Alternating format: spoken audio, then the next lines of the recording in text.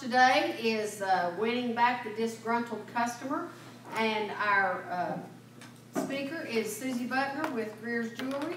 Greer's is a downtown Abingdon store that has been an anchor for Abingdon for how many years? Over 100 years. Yes. Wow. So apparently they know how to keep customers happy, and because they've been there for so long. So without further ado, I will ask if you will make sure your cell phones are turned on the vibrate mode. And without further ado, I will introduce Susie Buckner. Thank you so much. I'm really glad to see you all. It was very good of you to come out on kind of a rainy day, and I appreciate that. Kathy told me two things. She said, first of all, you have to talk more than 15 minutes. And second of all, you can't tell them what you really think. So I said, okay, and okay, but we'll do that, but I'll kind of buffer it a bit. I am Susie Buckner. I know all of you in this room, so it's nice to talk to friends. We'll just pretend like we're just chatting. I am Susie Buckner from Greer Jewelers. I'm getting ready to celebrate my 40th year at the jewelry store, which is hard to believe. Time flies when you're having fun. But this store has been around a long time. We opened in the late 1800s by Mr. M.A. Barbie and W.A. Hagee.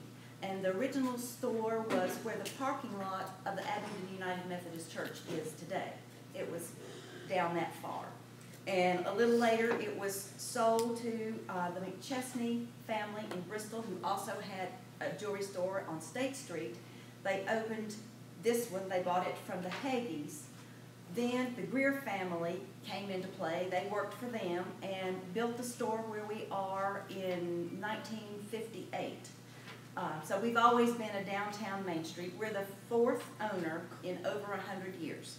So that's saying something, I think, to hang around that long. We can't talk about how to win back the disgruntled customer without setting this scene up a little bit. Some of the changes that have come around to all of us, whether you're in a retail business or not, are the arrival of the big box store and the internet. It's changed everything. When I was growing up in Abingdon, we had two jewelry stores. If you wanted to buy jewelry, that's where you went. If you wanted to register your patterns for a wedding, that's where you went. We did not have all these other outlets. So now it's so simple for a person to shop while they're eating lunch, while they're at work, at their desk, and we have to think as small business people what we can do to make people want to shop with us. And the answer to that is customer service, and customer service. They don't get it at the big box stores or on the internet when you're clicking a button and talking to a faceless person.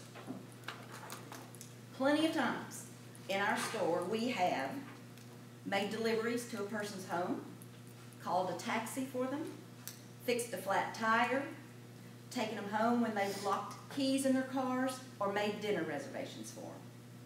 All these things are little things that say customer service and we care about you. And that's one of the wonderful things about our town is we do care. But we must never forget that the customer is always right, even when they definitely are not.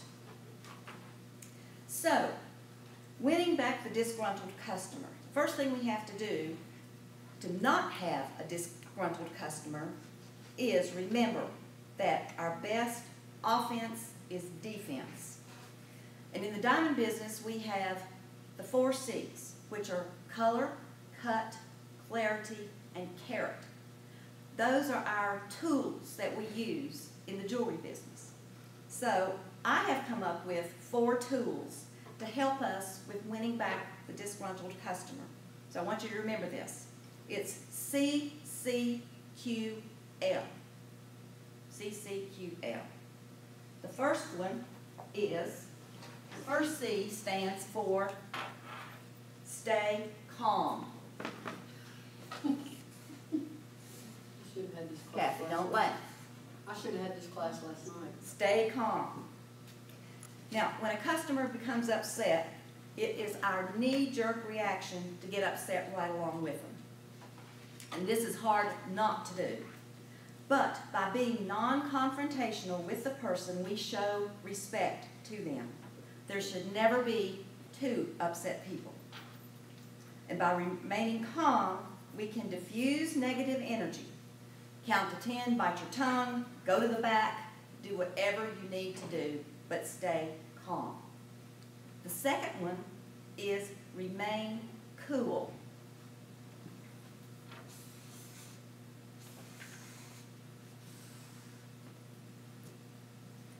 Now this goes along with being calm, but again, nothing good can come from a person on each side of the counter being upset.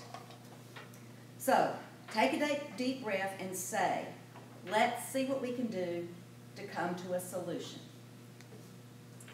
Welcome. Again, this is not easy to do, and after 40 years in this jewelry business, I am constantly aware that there are plenty of other places that the customer can go shopping. And if you're like us, every sale, every transaction is important. The next thing, be quiet. That's the cue. I'm sorry, Kathy's not here for this one. Here she is. Here she is. Just go take a picture. Quiet. Yep. Yes. Yep. Be quiet. Now, the first thing I want to do when somebody criticizes me is I want to jump into ninja mode. I want to fight. Makes me mad. My face gets red, I get short of breath, and I'm figuring out how to shut them up. But just press your lips together. Keep your mouth shut, even if you want to scream, and sometimes you will. We all want validation, and nothing makes me madder than to have a person interrupt me and jump in and tell me why I am wrong. That is totally disrespectful. So a disgruntled customer wants to be heard. Of course they do. And you certainly don't have to agree with what you're saying, but by all means be quiet until they have explained the problem to you. Now the L is listen. I'm running out of ink.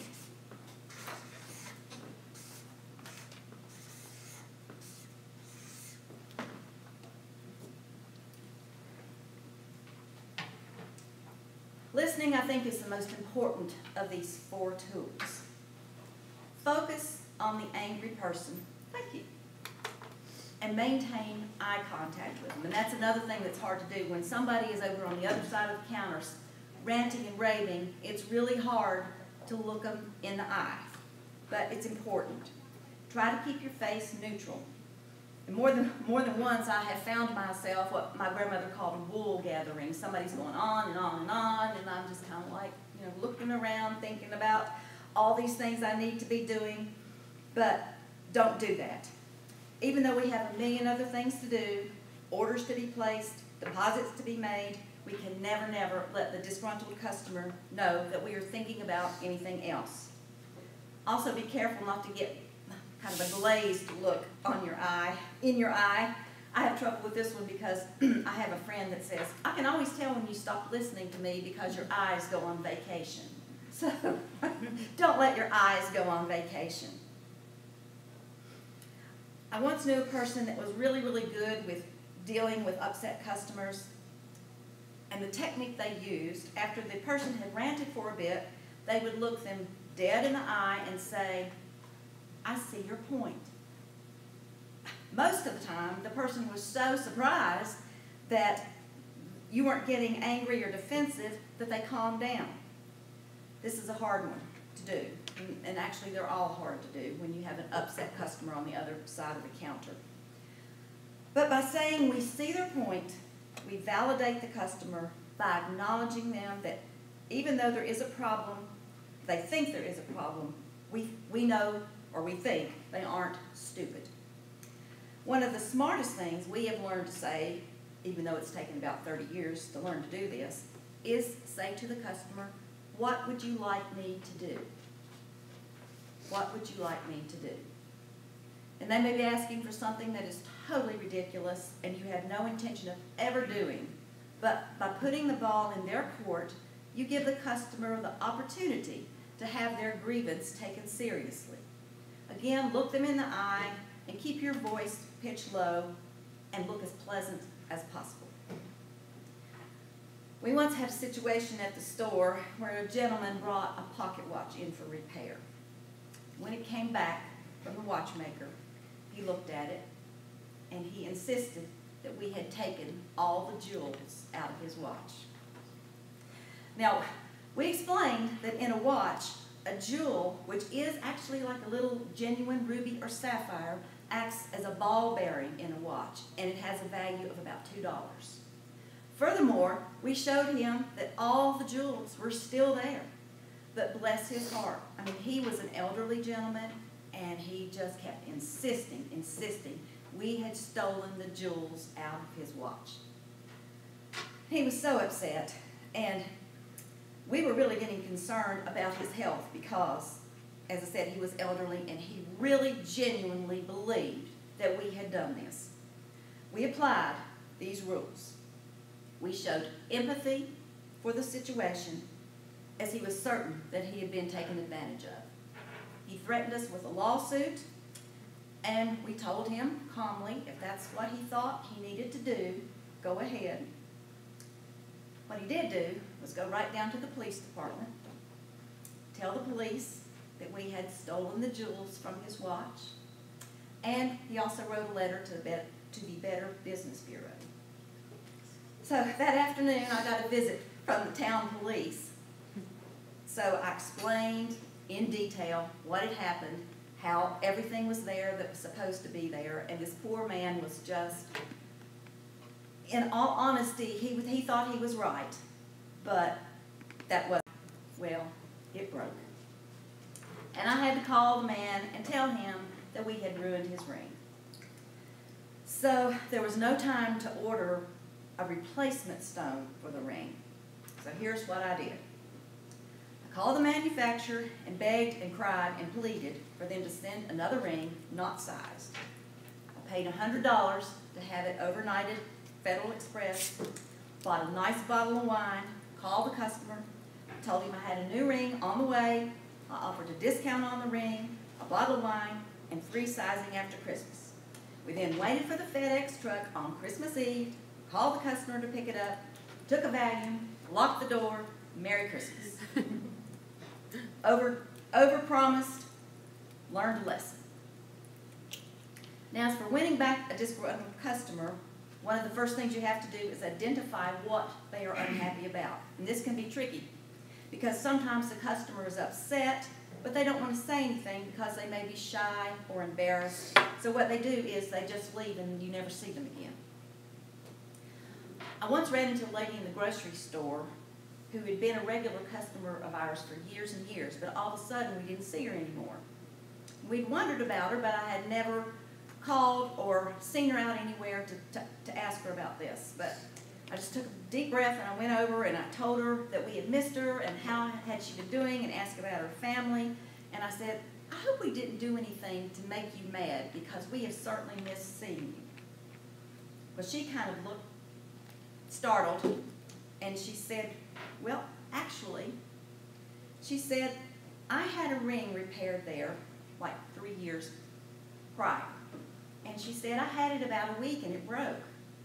But she said, I didn't want to bring it back to you because I was embarrassed about it. But she said, also, the last few times I had been in there, you all had seemed preoccupied and you didn't seem to have time to talk with me.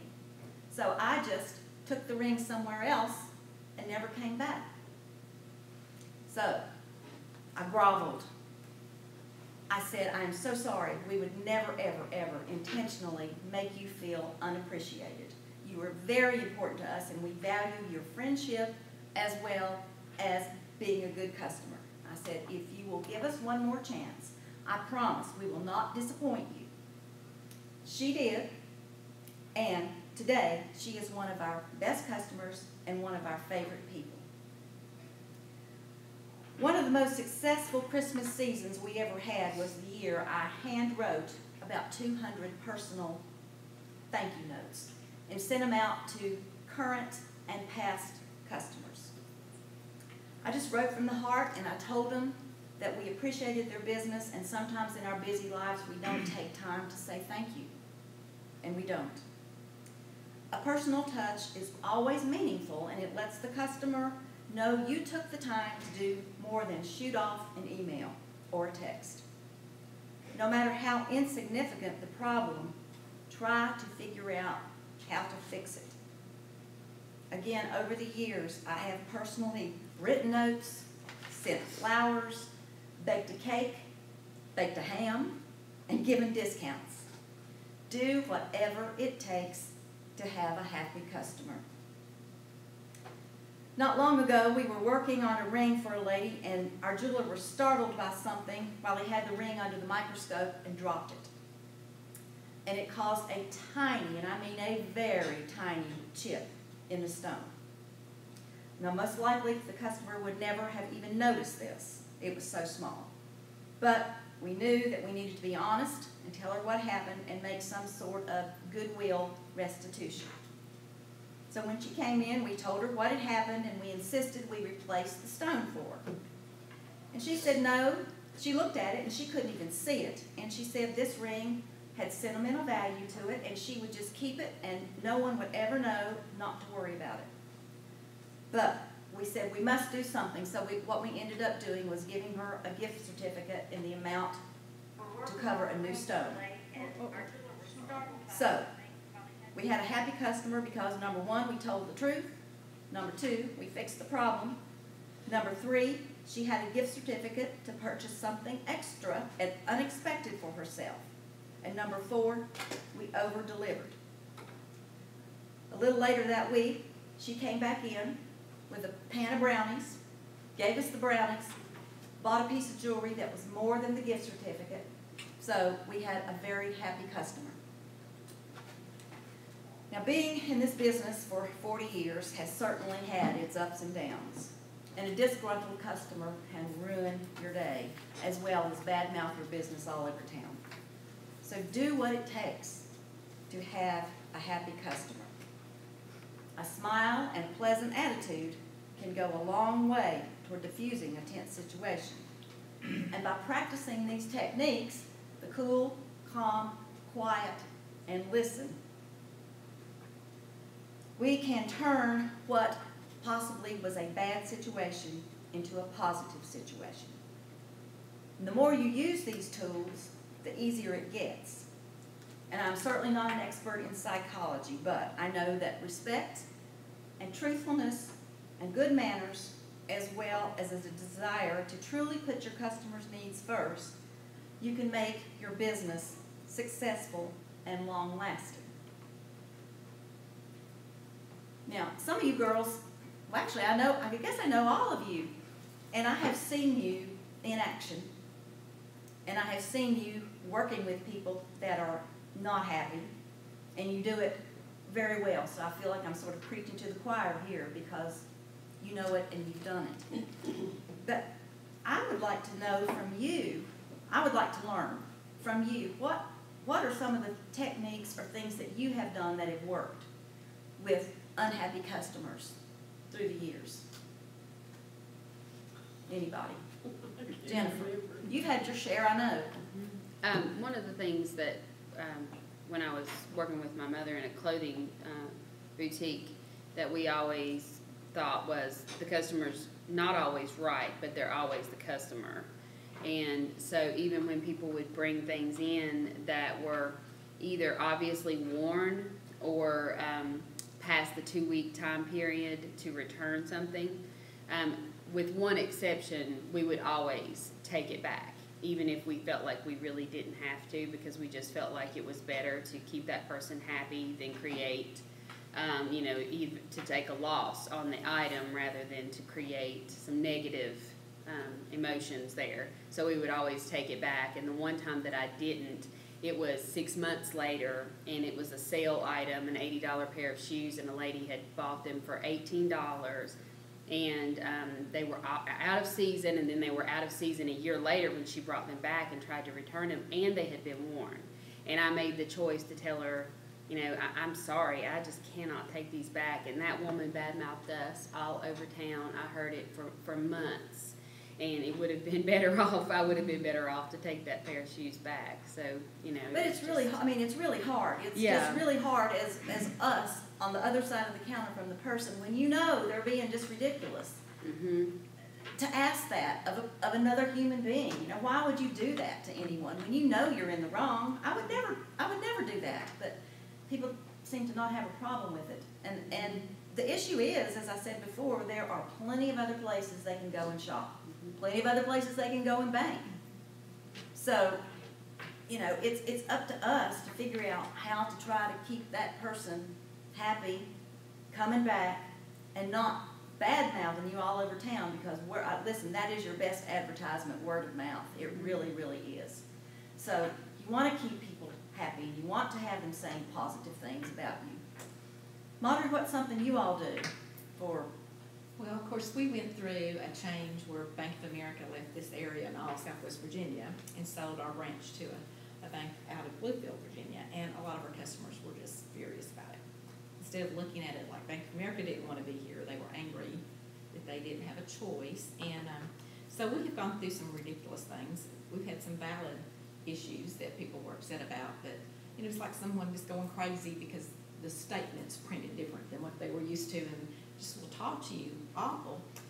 But we try to stay calm. We've all been through just a lot of different things. I think one thing I've had to work on, because I'm just kind of hyper and I'm a talker, is, like you said, I've had to really work on listening and not trying to defend, because I'll immediately go into defense mode and trying to. You do, and you want to interrupt trying to and say, be positive, but I'm trying to say, and you know, you just got, you know, I hope we're doing a good job, but it's been hard.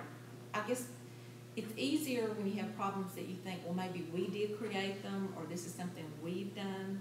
But when it's something kind of beyond your, control, that's what's, to me, very hard. When it's not, when and you it's so can't really frustrating when it's control a nothing new you policy did, but again, or a new product, or you've got an unhappy customer and have to figure out how in the world to try to satisfy them. And you all, I've been in there when you've had unhappy customers. I've heard Darlene handle things beautifully.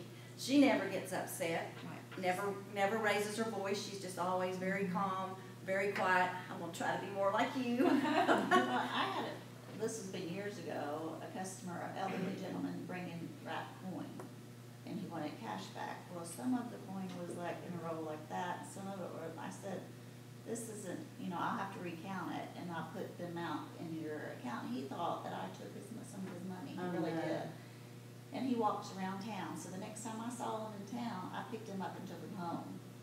And he's my best friend now, So you just, sometimes you can't do what they want you to do. you can't win the argument. But you can't win. Yeah. I mean, he obviously did not have his money correct, but he thought he did.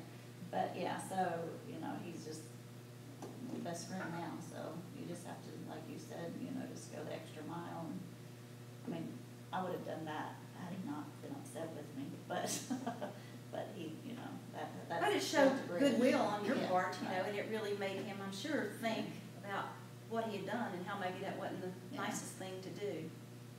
I think what you said too, that's hard. Sometimes you have a customer that is very polite, a little bit shy. They don't really want to come out and say, I don't like this new bank, or I don't like this.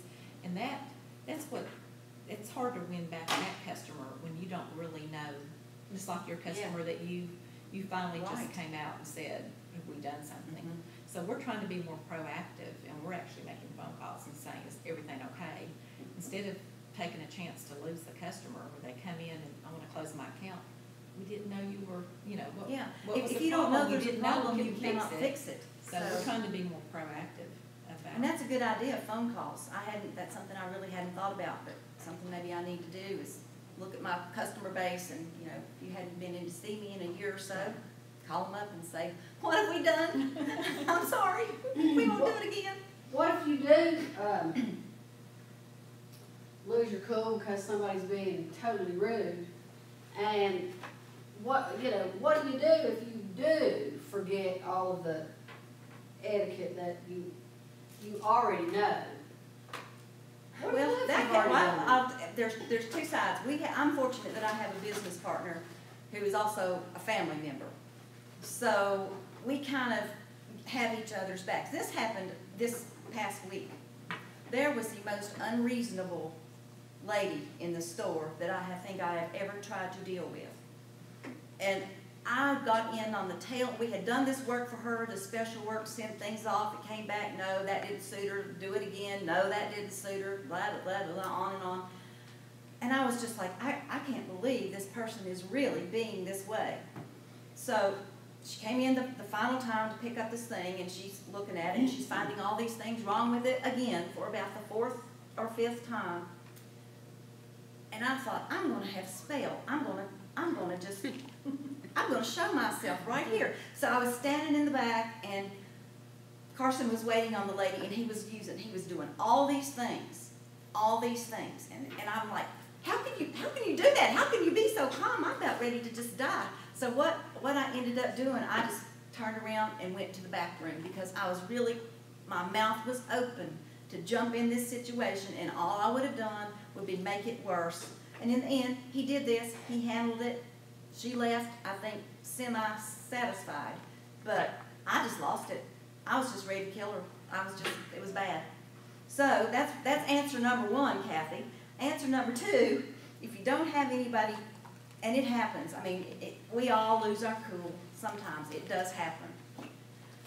So I guess what I would say is after you do it, stop a minute, take a breath, pass out the Kleenex if there's tears flowing, and there certainly have been, and just say, listen, this is bad, and I'm sorry if I have hurt you, offended you, whatever. But I said, let's speak to each other in a respectful way, and let's try to calm down a little bit and see what we can do to fix this issue. Just stop. But I've blown up plenty of times. I mean, it has happened. It has. This wasn't necessarily a customer, but it was a voter, and, we had that big meeting here last night, and this lady was in your face, shaking her finger and telling you that you owed her an apology. And I tried to calm her down, and the more I calmed her down, the worse she got. And I finally said, no, you're wrong. You can assume a lot of things, but you can't assume my intent. You don't know what my intent was. Well, she said something else, and I don't know what, and walked away. So I cooled down, and I saw her come back, and I walked over to her, and I said, you know what, I need to apologize for getting aggravated. And she said, it's too late now. And I said, well, I'm really sorry. And she went, well, you just lost your chance or something. I don't know what, And so I just thought, okay, at this point, At that point, you've done all you can do. nothing else you can do. No, Right. walk away from it. You have apologized, said you were sorry, and I think you were out of the room where I used the point about I knew someone that would say, I see your point. Which you do that all the time, and I try to do it more. But I think there's a time, like Kathy said, apologize and just walk away from it because you can't fix it. It's done. She's had her mind made up, and the more you Yeah. even try to, Yeah. it just antagonize her. Yeah, they more. knew before they even Sometimes you came just have here to walk off of that it. they were mad Go and ahead, they weren't finish going to talking. listen. They were not applying any of these rules. And, and generally a disgruntled customer is accusatory. And so that's what people get defensive about. And even in the beauty shop, and this is no joke. One time this woman with her stepdaughter came in, and the girl had blonde hair, and she asked for a perm. And I said, what have you got on your hair? Oh, nothing. You don't have any color. No color. You're sure. Anyway, we went through this whole thing. And I said, now, if you get a perm on colored hair, could have a problem, so you have to tell me. Nothing at all. The mother said, no, she didn't have anything at all. This is no lie. I knew she had to have something on her hair, so I processed permanent for no more than 5 minutes. When I started rinsing it, the rods started, with the hair on them, started falling off into the sink. Oh, no. Oh, my gosh. You stick the rod in your pocket. so- Apparently what had happened, she didn't have color on her hair. She had metallic salt, because sun-in is metallic salt, and it stays on the hair shaft. And when you put peroxide or ammonia on it, it creates heat and melts. And we had to cut that girl's, she had shoulder-length hair. And we had to cut that girl's hair up to, you know, a short haircut. And I was sure I was gonna get sued. And, you know, I apologized and all of that stuff, but they actually took responsibility for it. But that's not usually what happens. You know, in today's society, what you have to be careful of, even in your apologies, do you find this? Even in your apologies, you've got to be careful that you're not saying something they're going to be able to use against you in court. That's true. That's true. And you have to, as I said here, you have to be careful how you, the tone of voice you use when you apologize. You know, that they just take offense at everything. And if you speak in what they think is a condescending tone, they get mad about that. You know, if you don't look at them, they get mad about that. Again, there's just some people you can't make them happy no matter what you do. But it's up to us to, you know, to do our best to try. Nita, is there anything at the chamber that you all deal with in the way of disgruntled, unhappy people? Well, yes, a lot of times, you know, where we try to do a lot of services for our members, and we have different types of memberships, like individuals, you have your service organizations, you have your utilities, small, large businesses, companies, and everything like that, and trying to meet all their needs. A lot of times you just sitting there wondering, what else can we do for that one person that does not find a lot of the benefits that they can receive through the chamber membership. And I think a lot of times when you get your small memberships, you know, a lot of times, and I know you sort of will understand this, we do a lot of different things like the new knowledge and different things that we try to help our chamber members, and a lot of times they can't get away. So we're always looking at different things to evolve that, sort of like what Sandy does with the live streaming and this, that, and the other. And you hit the mark, and sometimes you miss the mark. And so you're always looking for something else to stand up and do even more for them. But, you know, a lot of times, like with the B&Bs and stuff like that, you might find some that are still not happy with your services, or they feel like that you could do a little bit more. So we're always trying to talk to them, and, you know, a lot of times if we do not have their membership after a year or something, we'll go back to them and ask them, what can we do better? You know, help us to be a better chamber of commerce. And I think that's one thing that we're always trying to strive for. But I just want to say that I think in the last couple of years, of course, we changed when our location moved, and we were right on Main Street.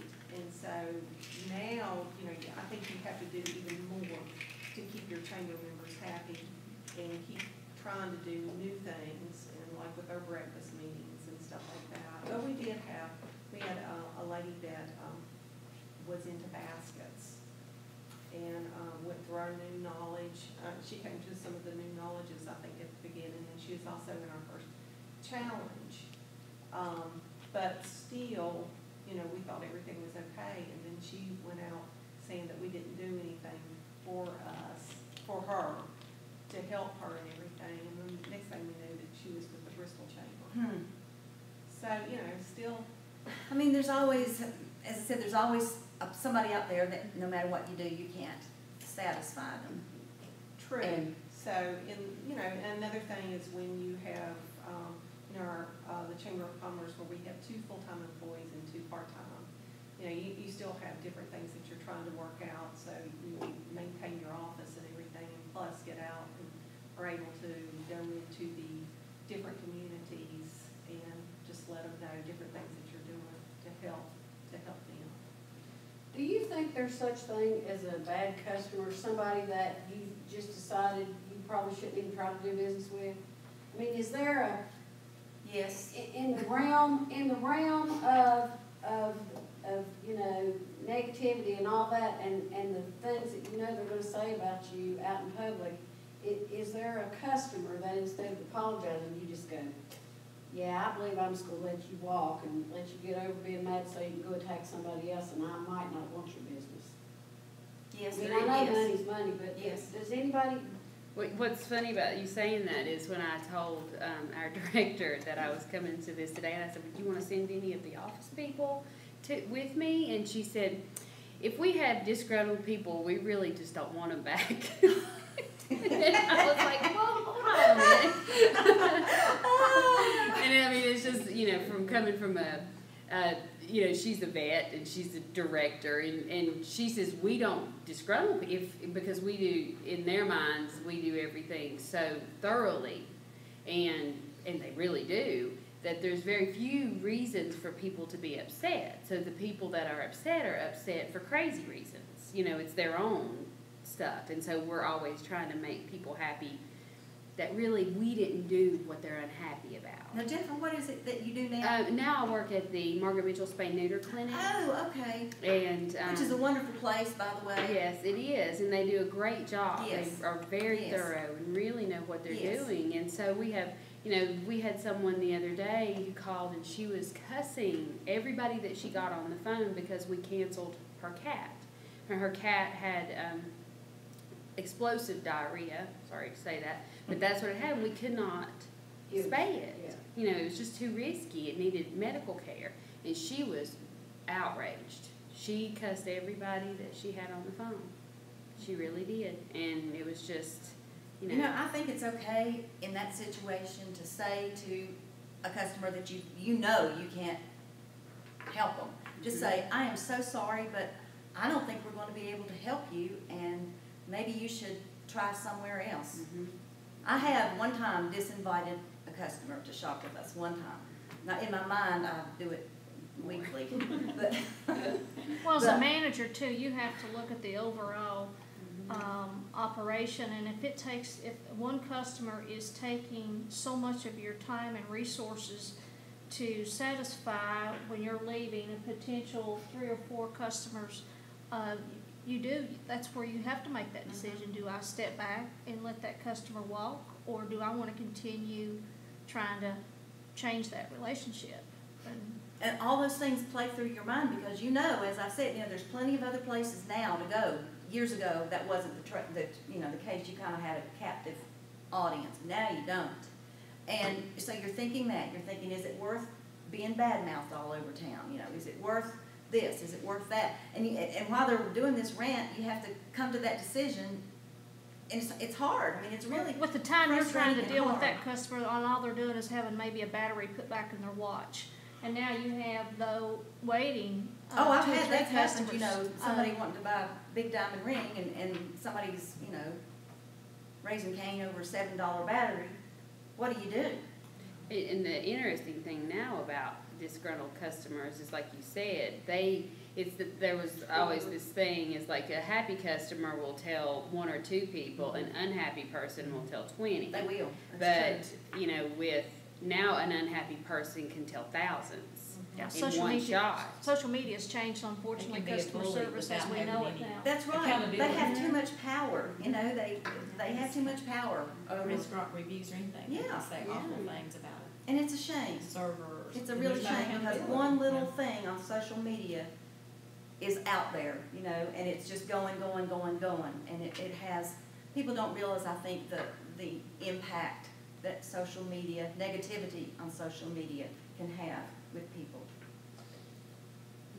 you know, and retail, I guess, is a little bit different than a service industry, but in your business, you're doing both, and I think most retail businesses in a small town have some sort of service they're combining with the retail that they're selling, but, the whole social media thing, you know, other than being able to control what you leave on your page or you take off of your page, you know, how would you handle that? We all have friends that have been attacked on social media. You know, how do you handle that as far as social media is concerned? That's a whole new realm of possibilities. It is, and my personal view on that is when in doubt, do nothing. Because plenty of times I have wanted to just jump right on there and just, you know, and then I have to stop and say, don't do that, just let it go, sleep on it 24 hours, and if you still feel tomorrow the way you do today, figure out a constructive way I can do this. It's not going to just totally embarrass me, my family, my business, and, you know, again, I think that time factor, step away from it, go to the back so you don't have spell and fall back in it, or take a break, sleep on it. So I think taking some time to think about things before we speak or act, I have a real hard time with that, y'all. I do. It's Well, the worst thing you could do is hit delete and try to delete the post, and it will just again make the matter worse. You know, sometimes if you, as the business owner, have made multiple attempts to appease this customer, what's the best thing that can happen is all your other followers then start defending you and putting this person in their place, and then they Yeah. they're not going to take this, and they usually just go and away. that happens. I've seen it lately happen a lot. But That was a question I wanted to ask your all's opinion on, because we have on our Facebook page where people can write reviews, and 99% of the reviews are as positive as they can be. But, you know, a couple of months ago, he's a teenager, and his younger 20s sister came in, and our office manager, they were late and all this stuff, and it was a tense sort of an issue, and our office manager's pretty abrasive, I guess is the right word, at times, and so she offended them, and they wrote this horrific review on our Facebook page and posted it on, you know, put it as a post and put it as a review. And, you know, we just had to decide how to handle that, and I didn't think that it was right to just delete it, although that's what I wanted to do. I just thought that was going to, you know, put gas on the fire. So we left it, and the director tried to use these things in the response and say, this is an unusual occurrence, I'm sorry this happened, we would be glad to talk to you about it, please call this number, and we'll set up an appointment to talk about it. Now, he said... so did they ever? They never did. And, you know, and it's been shared a couple of times, which is unusual for, you know, a review or whatever from some of his friends. But, you know, I was thinking about that this morning. You know, do we leave that up there at this point, or should we take it down? Because at first I was afraid to take it down because I was afraid it would look like we weren't trying to acknowledge it. But now... you know, I'm not sure. That's a tough one. I have to tell you, I like what Katharine Hepburn said. What other people think about you is none of your business. Or what other people say about you is none of your business. After you have posted and said, please call us, I would have taken that down, because there's no sense in you letting them advertise on your page that there's something wrong with you. You know, Well, I wouldn't have done it immediately. I wouldn't have done it immediately You have either. to I give would have them time left to it, please respond. let us, you know, we're sorry, please let us, you know, let's talk, let's get together. But I wouldn't leave that up for a long period of time, because some people, once they know they've got you on the defense, will push harder because they're bullies anyway. And so it's a, you know, again, customers are customers, but there's a little bit of humanity that has to blend into that, and respect for the, you know, just for Humanity. if nothing else. Yeah. I'm just always amazed, I guess, at people and what they do and what they say, and I'm just amazed. I Right. can tell you, if it was on Facebook, at least you have the option of taking it down, because we've learned that if you're reviewed on Google or Yelp and you have a negative review, unless it breaks the terms of service, You can it is unethical for them to take it down.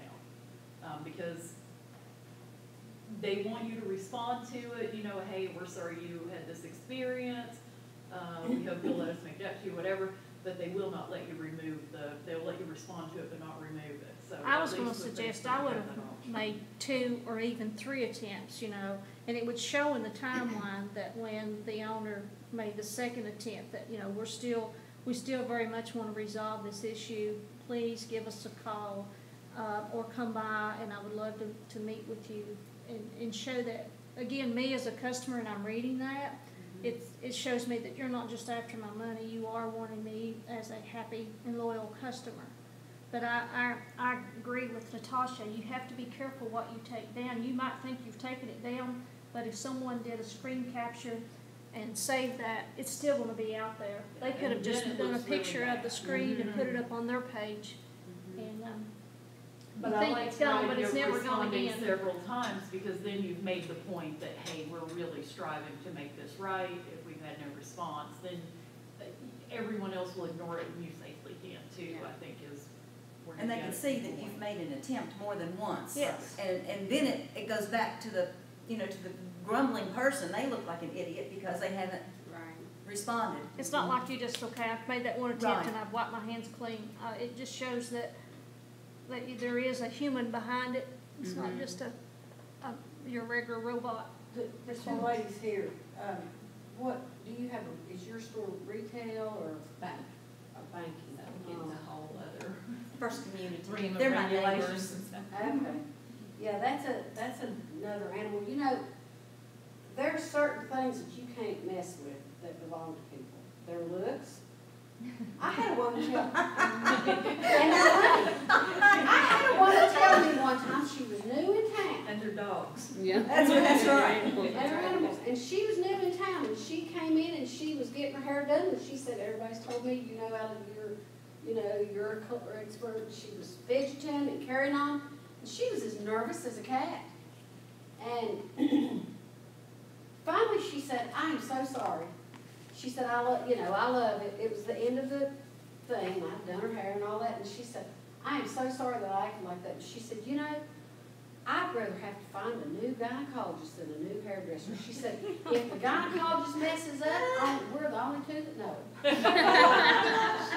And, you know, I mean, and I've never heard that, but I've remembered that forever. But Teddy Roosevelt said people want to know that you care before they care that you know. And so I think that goes back to that disgruntled. If people are just in the heat of the moment, they'll let you apologize to them. If they're mean people, you probably don't need their business, because they're not going to be any nicer to you than they are. They probably won't be loyal if they can find it $2 cheaper Oh, yeah. down the street, Yeah. and that's what they're Yeah. gonna get. But you always have to try to, or you normally, I think, have to try to find a way to neutralize the situation Right. at least, so that they don't feel. Yeah, you want to diffuse it as, you know, as quickly as like possible. what you said, there's no sense in 2 upset You don't people. want 2 That people makes upset. that clicks with me, but Which happens sometimes, but you try real hard not to. I want to wrap this up. You all are great. We've had a good discussion. This has been fun. I have put together this little list that I call the stupid list. And these are things that we have actually said or done in the last 30 years that we've owned the store that we wish we hadn't have. Number 1, when's your baby due? Customer, I'm not pregnant. Leave store, never to be seen again. This was a bad one. I did this one.